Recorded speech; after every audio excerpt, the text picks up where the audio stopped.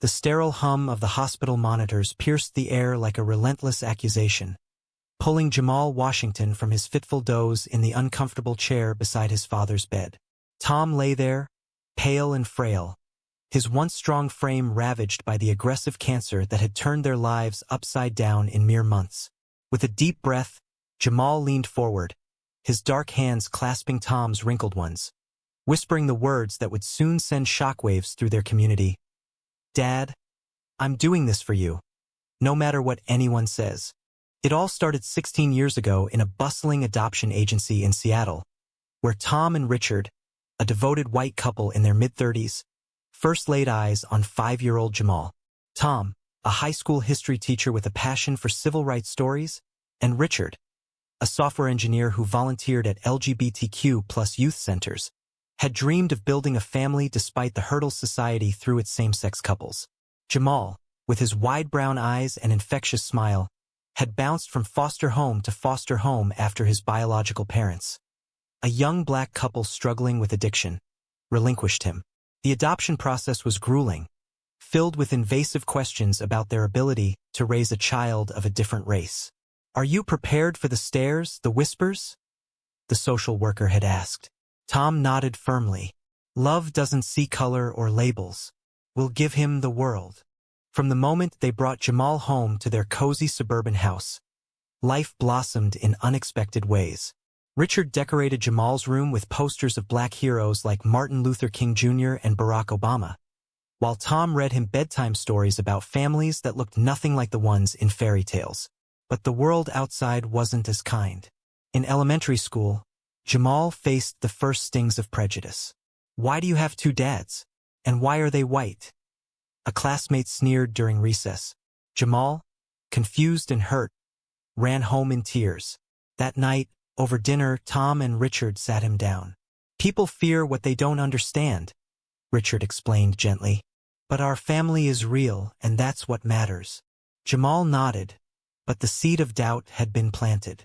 As Jamal grew into his pre-teens, the family's bond strengthened amid small victories. They attended pride parades together, where Jamal waved rainbow flags with glee, oblivious to the deeper meanings.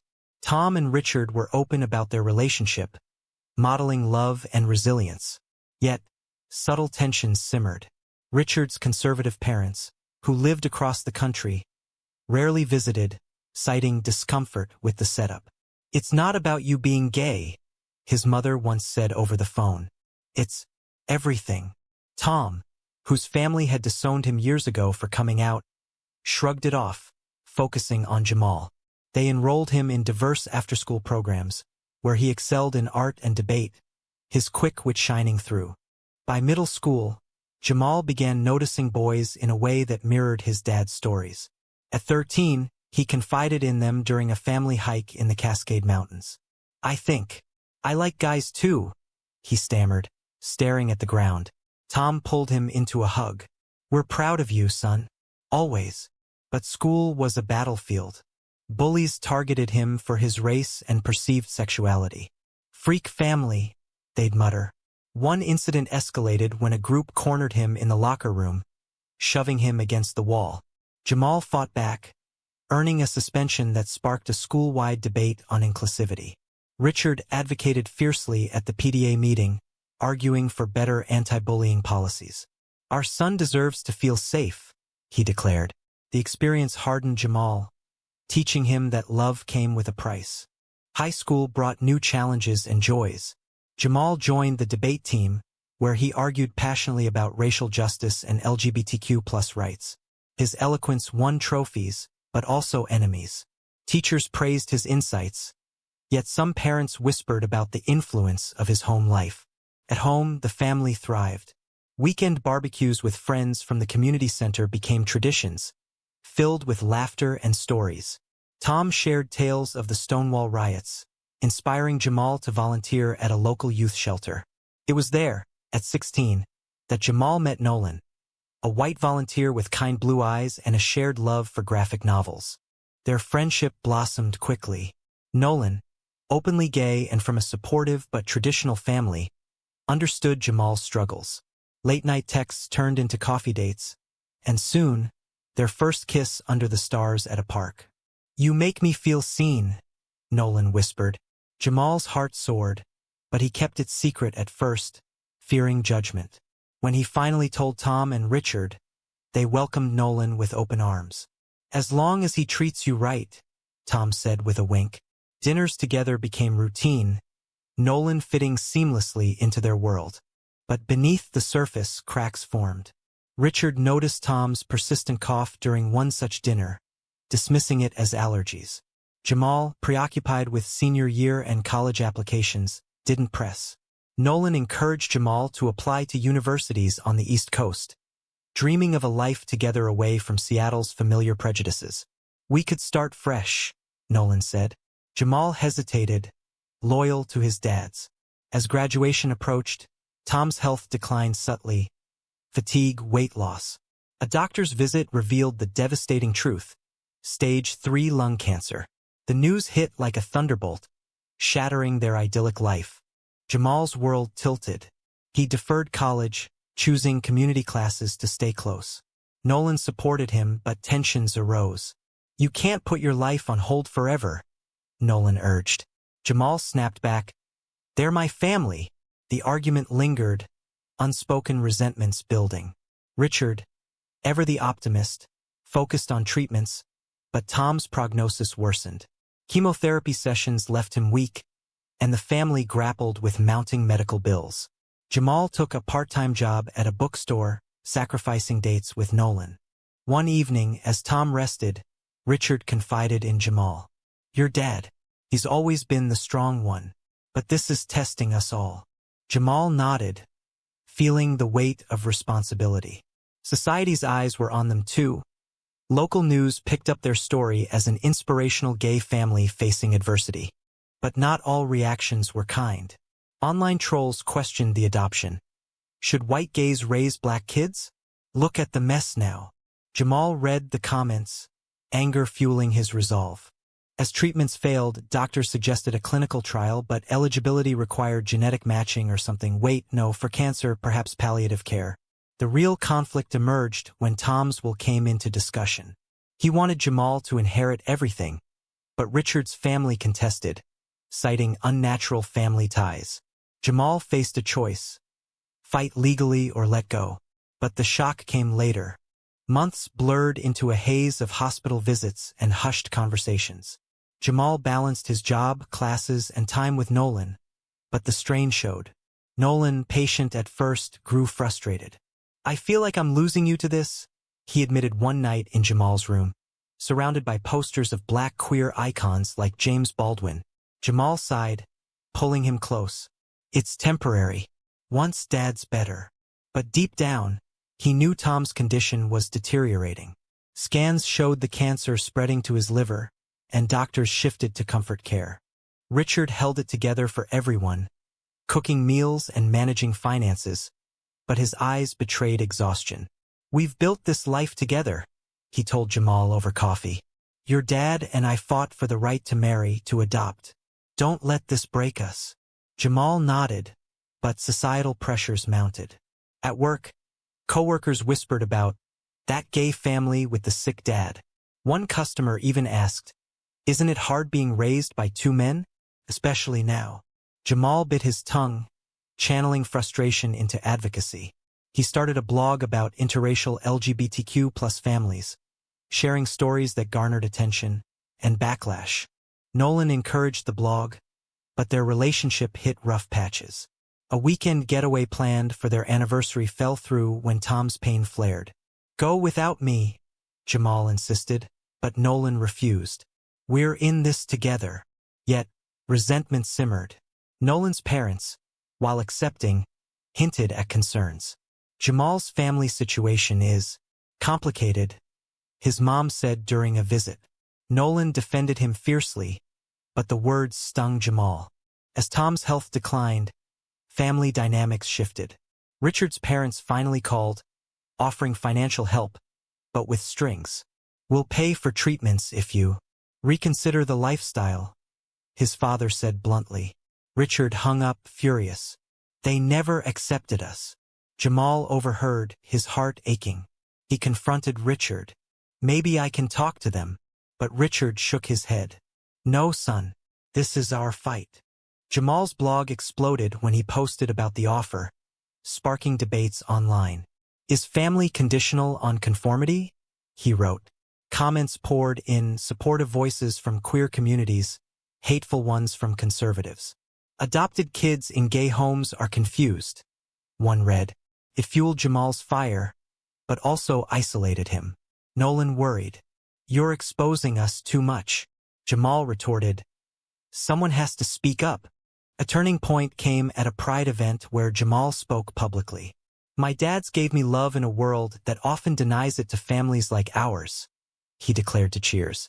Nolan stood by, proud but anxious. Afterward, a young black teen approached. Your story helps me. It reaffirmed Jamal's purpose. But back home, Tom worsened. Hallucinations from meds led to confessions. I worry I failed you, raising you in this bubble, Tom whispered. Jamal reassured him. You taught me strength. Conflicts escalated when Nolan's job offer in Boston arrived. It's my dream position, he said. Jamal felt torn. What about us? Nolan asked. I can't leave now, Jamal replied. The argument peaked. You're choosing them over our future. Nolan stormed out, leaving Jamal devastated. He confided in Richard. Love means sacrifice, but it shouldn't mean losing yourself, Richard advised. Reconciliation came slowly. Nolan returned, apologetic. I don't want to pressure you. They recommitted, but the shadow loomed. Tom's doctors suggested hospice. The family gathered, sharing memories. Jamal recalled their first family vacation to Disneyland, where Tom carried him on shoulders despite stares. You made me feel normal, Jamal said tearfully. Societal clashes intensified. A local church group protested outside their home, signs reading traditional families only. Police intervened, but the incident made news. Interracial gay adoption under fire amid health crisis. Headlines blared. Supporters rallied, starting a fundraiser that eased bills. Jamal's blog followers donated, turning pain into purpose. Yet personal doubts crept in. Jamal questioned his identity. Am I black enough? Gay enough? Son enough? Therapy sessions helped, but the pressure built. Nolan's move loomed. He delayed for Jamal. We'll make long-distance work, he promised. But Jamal sensed the strain. Tom's lucid moments brought wisdom. Life's about choices that define you, he told Jamal, foreshadowing the decision ahead. As pain management failed, Tom confided a secret. Years ago, he had opposed adopting a black child, fearing societal backlash, but Richard convinced him. I was wrong. You're the best thing that happened to us. Jamal forgave instantly, but it stirred emotions. The climax approached when doctors revealed a last-ditch option, an experimental treatment requiring a donor match for a partial liver transplant. Tests showed Jamal was compatible, rare, given adoption. But risks were high. Jamal's health could suffer, and as a young man, it meant delaying life plans. Nolan pleaded, think about us. Richard hesitated. We can't ask this. But Tom refused. No, I won't let you. Jamal wrestled internally. Society would judge. A black gay son sacrificing for white adoptive dad. Debates online already buzzed about exploitative adoptions. He pondered the ethics, family loyalty versus self-preservation. In quiet moments, he and Nolan discussed futures. If I do this, it changes everything, Jamal said. Nolan held him. I'll support whatever you choose. The decision crystallized one stormy night. With Tom asleep, Jamal sat with Richard. Dad raised me to fight for what's right. This is it. Richard nodded, tears flowing. The next day, Jamal announced to the family, I'm donating. Shock rippled. Tom protested weakly, Nolan looked stunned. But Jamal stood firm, igniting the controversy that would define them. The announcement sent ripples far beyond their home. Jamal's blog post about the decision, sacrificing for family, my choice to donate, went viral, amassing thousands of shares. Support poured in from LGBTQ+ organizations, praising his bravery. "This shows love transcends biology," one comment read. But backlash was swift and vicious. Conservative outlets labeled it reckless virtue signaling, questioning if adoptive bonds justified such risk. "White parents exploiting black son," a headline screamed. Racial tensions flared. Some black activists argued it perpetuated narratives of black sacrifice for white benefit. "He's internalized oppression," a tweet claimed. Jamal fielded interviews defending his choice. "Family isn't about blood. It's about who shows up." Nolan stood by during a local TV spot, but privately, doubts gnawed. "What if something goes wrong? I can't lose you." Jamal reassured him, but the strain showed in missed calls and tense dinners. Richard navigated logistics, scheduling tests while caring for Tom, whose condition stabilized temporarily with meds. Community reactions varied. At the youth center, peers hailed Jamal a hero. "You're inspiring us to own our stories," a trans teen said. But school friends distanced themselves, wary of the spotlight. Nolan's family expressed concern. "It's noble, but is it wise?" his dad asked over dinner. Nolan snapped, "It's his life." The exchange highlighted divides. Nolan's world, more conventional, clashed with Jamal's. As surgery loomed, legal hurdles emerged. Richard's parents sued for guardianship over Tom's assets, claiming the family unfit due to lifestyle. "This donation proves instability," their lawyer argued. Court hearings became battlegrounds. Jamal testified passionately, "My dads gave me a home when no one else would. This is repayment." The judge ruled in their favor, but the ordeal exhausted everyone. Tom's guilt mounted.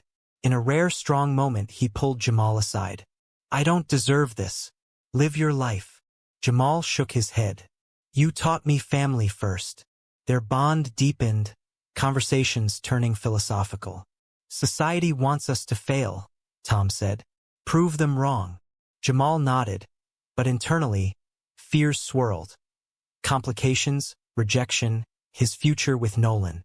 Nolan's Boston move was postponed again, resentment bubbling. "I'm putting my career on hold," he confessed. Jamal felt torn. "Go if you need to." But Nolan stayed, their love tested. Intimate moments provided solace, reminders of why they fought. "We'll get through this," Nolan whispered. Wider conflicts arose.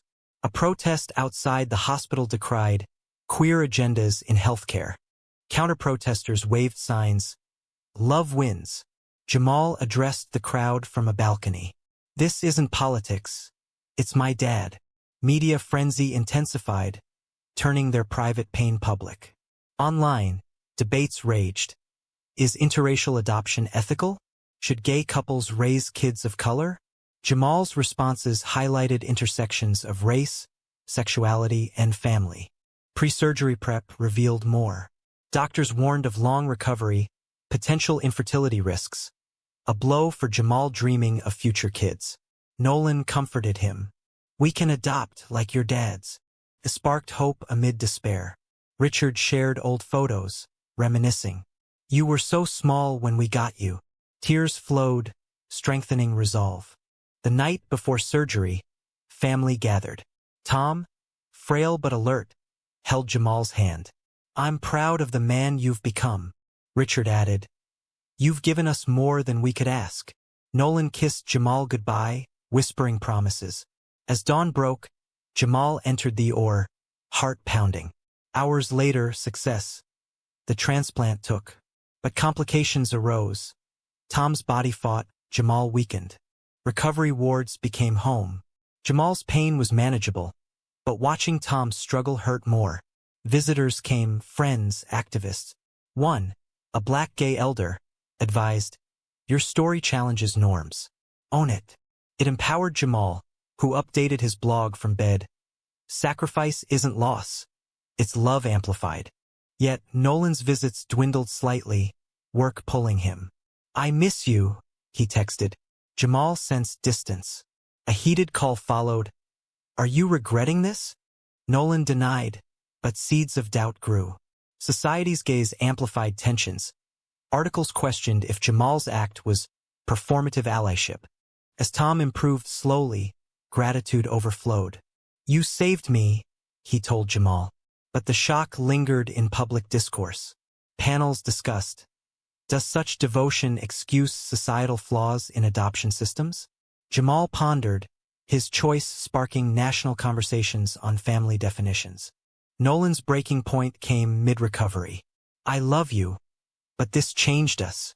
They talked for hours, recommitting but acknowledging shifts. Jamal reflected on choices, personal versus collective good. The experience forged him, but at what cost? Weeks turned to months in the shadow of recovery, where physical healing outpaced emotional scars. Jamal's incision faded, but mobility lagged, forcing him to lean on Nolan more. Tom, miraculously responding to the transplant, regained strength, his color returning. Richard orchestrated home care, transforming their living room into a makeshift rehab space. "We're a team," he reminded everyone. Gratitude bonded them, but undercurrents of change stirred. Public scrutiny persisted. A documentary crew approached, wanting to capture their inspirational journey. Jamal hesitated. "It's not a fairy tale." Nolan urged caution. "We've shared enough." They declined, but leaks from online forums kept the story alive. Debates evolved.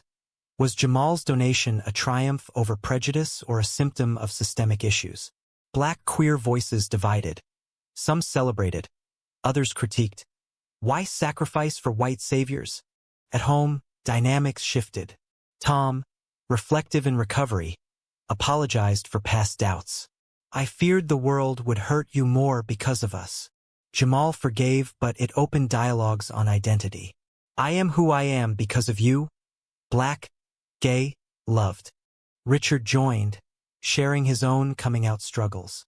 These talks strengthened ties, but highlighted sacrifices. Nolan's patience wore thin. His Boston job started remotely, pulling focus. Late-night arguments ensued.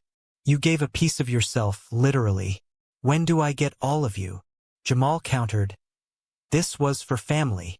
The rift deepened when Nolan suggested therapy. "We need help navigating this." Jamal agreed, sessions revealing resentments. Nolan's fear of abandonment, Jamal's guilt over prioritizing dads. Societal backlash peaked with a viral op-ed, "The Myth of Rainbow Families: How One Donation Masks Deeper Divides." It accused the family of exploiting Jamal's story for sympathy. Protests resurfaced, this time at Jamal's workplace. He quit, focusing on online advocacy. Donations from his blog funded therapy and bills, turning adversity to action. A silver lining emerged when Jamal connected with his biological roots. Through ancestry tests for medical history, he found distant relatives. Cousin reached out, curious. "Heard your story. Proud of you." It complicated emotions, loyalty to adoptive dads versus curiosity. Tom encouraged exploration. Family expands. Nolan's move loomed inevitable. "Come with me," he pleaded. Jamal wavered. College dreams deferred again. What about them? The decision weighed heavy. In a heartfelt talk, Tom released him. "You've done enough." Live. But Jamal felt anchored. Conflicts culminated at a family dinner celebrating Tom's remission scan. Toasts flowed, but Nolan announced, "I'm taking the job full-time in Boston." Silence fell. Jamal's heart sank. "Without discussing?" Nolan replied, "We have. You're stuck here." Hurt words exchanged. Nolan leaving early. Richard consoled Jamal. "Love sometimes means letting go." Alone, Jamal questioned everything. His act saved Tom but strained his relationship. Was it worth it? Blog comments mirrored his turmoil. Heroic or foolish? He drafted a post but deleted it, seeking clarity. Reconciliation attempts followed. Nolan returned, apologetic. "I don't want to lose you." They planned visits, but realism set in. Distance tested bonds. Jamal threw himself into activism, speaking at conferences on queer adoption. "Our stories matter," he asserted, drawing applause and critics. Tom's full recovery brought joy. Family trips resumed, but without Nolan, voids lingered. Jamal dated casually, but none compared. A year post-surgery, Nolan visited, sparks reigniting. Missed this. They rekindled, committing to long distance. But fate twisted. Tom's cancer returned, aggressive. Devastation hit. Not again, Richard wept. Doctors offered palliative options. Jamal faced another choice. Aggressive treatment or comfort. Society watched, opinions flooding. In quiet, Tom shared wishes. Let me go with dignity. Jamal struggled, euthanasia discussions arose, legal in Washington. Controversial, especially for their family. Is this mercy or giving up? Jamal pondered.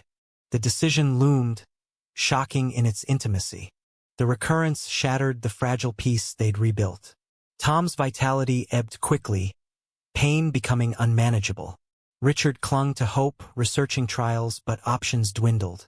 Jamal, scarred from the donation, felt helpless. I gave everything last time, he confided to Nolan over video call.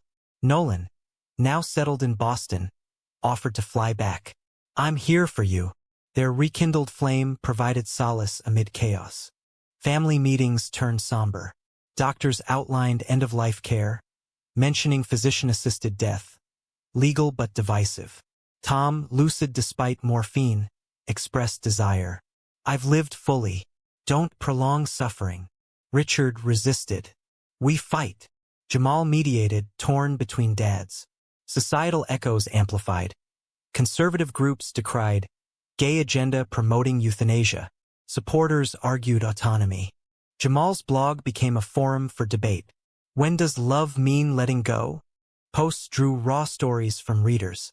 One, a queer elder, shared, I wished for that choice with my partner. He humanized the issue, but backlash mounted. Threats arrived, forcing Jamal to go private. Nolan arrived, grounding Jamal. Walks in the rain cleared minds. Whatever you decide, it's right for your family. But pressure built. Richard's family resurfaced, offering help if they reconsider. Richard refused. This is our path. Nights blurred with vigils. Tom reminisced. Adoption day, Jamal's first pride. The donation. You shocked the world with your heart. Jamal smiled through tears. You taught me that. As Tom's pain intensified, the choice crystallized. After soul-searching, they agreed. Assist his passing. The day arrived, heavy with emotion. In their home, surrounded by love, Tom said goodbyes. To Richard, my forever. To Jamal, my son, live boldly. Nolan held Jamal as the process unfolded peacefully. Tom slipped away, free from pain. Grief enveloped them. Funeral drew crowds, supporters, protesters. Jamal eulogized. Dad showed love defies odds. Media frenzy ensued. Gay families' controversial end-of-life choice. Debates raged. Ethical? Influenced by sexuality? Racial undertones surfaced. Black son enables white dad's exit? Jamal navigated fallout, therapy aiding. Nolan moved back, their bond solidified. This tested us, but we're stronger. Jamal resumed college, majoring in social work, channeling pain to help others. Years later, the story lingered in cultural memory. Jamal wrote a book, sparking discussions on family, race, sexuality, and death. Richard found new purpose in advocacy. Reflecting, Jamal wondered about choices made. Was it right to help end a life out of love, even if society condemns it?